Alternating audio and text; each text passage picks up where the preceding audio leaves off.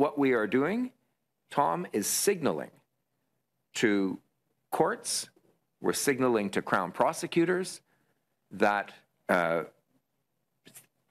person should not be out on bail if they have a history of violence. A suite of bail reforms from Canada's Justice Minister. If Bill C-48 passes, some people accused of violent offences would need to prove they deserve to be out on bail.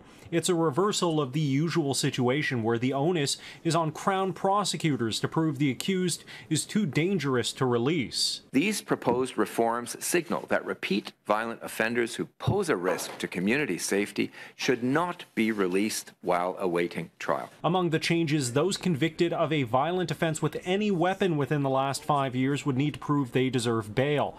The same would apply to anyone with a conviction or discharge of a domestic violence offence without time limits. Certain firearms offences like burglary to steal a gun would also fall into this category. They have not reversed catch and release. They want to continue with the same Trudeaupian policies. But Tory leader Pierre Poilievre says none of this would have prevented the killing of Ontario Provincial Police Constable Greg Perchala this past December. One of the suspects in his killing was on bail for assault and weapons charges and had cut off his ankle monitor. I don't know why Justin Trudeau is not interested in Indigenous victims of crime.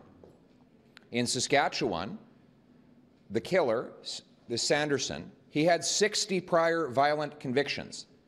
And Trudeau's catch and release system let him out to massacre an entire community. Is it because they're First Nations that he's not interested in taking action? What has he done since that happened?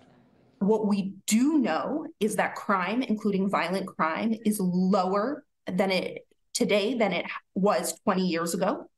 And we also know that provincial and territorial jail populations, and particularly the remand population, have grown, as well as the rate of remand incarceration. Canadian Civil Liberties Association attorney Laura Berger says on any given night, over 2/3 of people in provincial and territorial jails are on remand, people still waiting for court or denied bail.